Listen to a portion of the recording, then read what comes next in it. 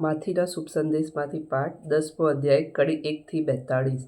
ઈસુએ પોતાના 12 શિષ્યોને પાસે બોલાવીને તેમને અશુદ્ધ આત્માઓનો વળગાડ ઉતારવાનો અને બધી જાતની માંદગી અને બધા રોગો મટાડવાનો અધિકાર આપ્યો। આ 12 પ્રેષિતોના નામ આ પ્રમાણે છે। એક તો સિમોન ઉર્ફે પિતર અને તેનો ભાઈ આંદ્રિયા, જબદીનો દીકરો યાકોબ તથા તેનો ભાઈ યોહાન, ફિલિપ તથા બર્થોલ્મી, થોમા તથા જકાતનાર માથી, અલ્ફીનો દીકરો યાકોબ તથા થદી, જહાલ સિમોન તથા ઈશુને દગો દેનાર તે યહુદા ઇશ્કરિયોત। રવાનગી। આ 12ને ઉપદેશ અર્થે મોકલતી વખતે ઈસુએ તેમને શીખ આપી, બિન યહૂદીઓના પ્રદેશમાં જશો નહીં, તેમજ સમરૂનીઓના કોઈ ગામમાં બેસશો નહીં। એના કરતાં ભૂલા પડેલા ઘેટા જેવા ઇઝરાયેલના લોકોની પાસે જ તમે જજો, અને જ્યાં જ્યાં તમે જાઓ ત્યાં ઘોષણા કરજો કે ઈશ્વરનું રાજ્ય આવી પહોંચ્યું છે। માદાને સાજા કરજો અને અબદૂત વળગાડ ઉતારજો। તમને વગર પૈસે મળ્યું છે, વગર પૈસે આપજો। વાસણીમાં સોનું, રૂપું કે પિત્તળ કશું લેશો નહીં। પ્રવાસમાં જોડી કે વધારાનું પહેરણ, પગરખાં કે લાકડી સુદ્ધા લેશો નહીં। કામ કરનારને રોજીનો અધિકાર છે। તમે જે કોઈ શહેરમાં કે ગામમાં દાખલ થાવ ત્યાં સુપાત્ર ગૃહસ્થની તપાસ કરજો, અને બીજે ગામ જતાં સુધી તેને ત્યાં જ મુકામ કરજો। ઘરમાં દાખલ થાઓ ત્યારે તેને શાંતિ ઈચ્છજો। જો ઘર સુપાત્ર હોય તો તેના ઉપર શાંતિ ઉતરો, અને સુપાત્ર નહીં હોય તો તમારી પાસે પાછી આવો। જો કોઈ તમારો સત્કાર ન કરે અથવા તમારી વાત કાને ન ધરે તો એ ઘરમાંથી કે ગામમાંથી નીકળી જજો, અને ત્યાંની ધૂળ તમારા પગ ઉપરથી ખંખેરી નાખજો। હું તમને ખાતરીથી કહું છું કે કયામતને દિવસે એ ગામ કરતાં તો સદોમ અને ગોમેરના પ્રદેશની દશા પણ બહેતર હશે। શિષ્ય ગુરુથી અટકો નથી। ખ્યાલ રાખજો, હું તમને વરુઓની વચ્ચે ઘેટાની જેમ મોકલું છું, એટલે સાપના જેવા સાવધ અને પારેવા જેવા ભોળા રહેજો।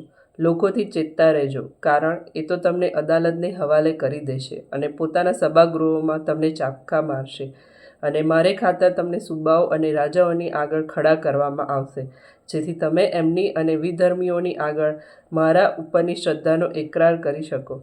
પણ તમને ગિરફ્તાર કરે ત્યારે તમારે કેમ બોલવું અને શું બોલવું એની ચિંતા કરશો નહીં, કારણ શું બોલવું તે તમને એ ઘડીએ સુજાડવામાં આવશે।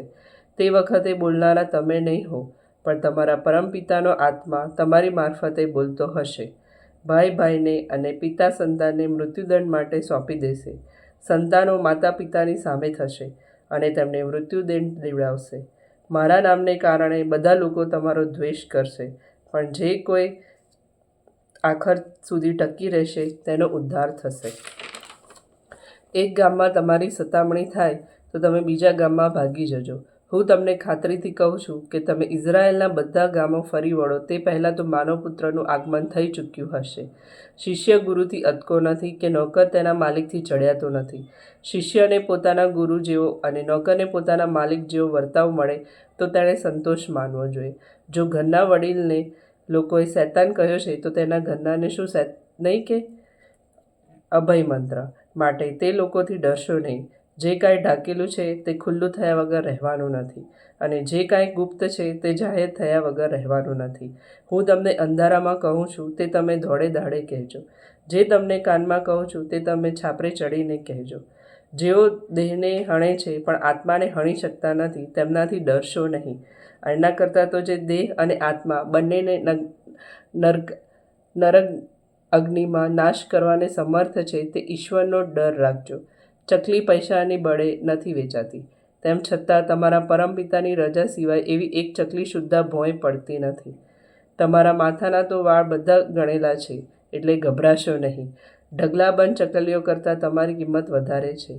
જે કોઈ મારે લોકો આગળ સ્વીકાર કરશે તેનો હું પણ મારા પરમપિતા સમક્ષ સ્વીકાર કરીશ, પણ જે કોઈ મારો લોકો આગળ ઇનકાર કરશે તેનો હું પણ મારા પરમપિતા સમક્ષ ઇનકાર કરીશ। શાંતિ નહીં, સંઘર્ષ। એવું ન માનશો કે હું પૃથ્વી પર શાંતિ ઉતારવા આવ્યો છું। હું તો શાંતિ ઉતારવા નહીં પણ ભાગલા પાડવા આવ્યો છું। કારણ બાપ અને બેટા વચ્ચે, મા અને દીકરી વચ્ચે, સાસુ અને વહુ વચ્ચે વિરોધ જગાવવા આવ્યો છું। હા, માણસના કુટુંબીયજનો જ તેના દુશ્મન બનશે। જે મારા કરતાં મા બાપને વધારે ચાહે છે તે મારા માટે યોગ્ય નથી, અને જે પુત્ર પુત્રીને મારા કરતાં વધારે ચાહે છે તે મારા માટે યોગ્ય નથી। જે પોતાનો ક્રૂસ જાતે ઉપાડીને મારે પગલે ચાલતો નથી તે મારે માટે યોગ્ય નથી. જે જીવન પામવા મથે છે તે ખુવે છે, અને મારે ખાતર જે જીવન ખુવે છે તે પામે છે. સત્કાર્યનો બદલો. જે તમારો સત્કાર કરે છે તે મારો સત્કાર કરે છે, અને જે કોઈ મારો સત્કાર કરે છે તે મને મોકલનારનો સત્કાર કરે છે.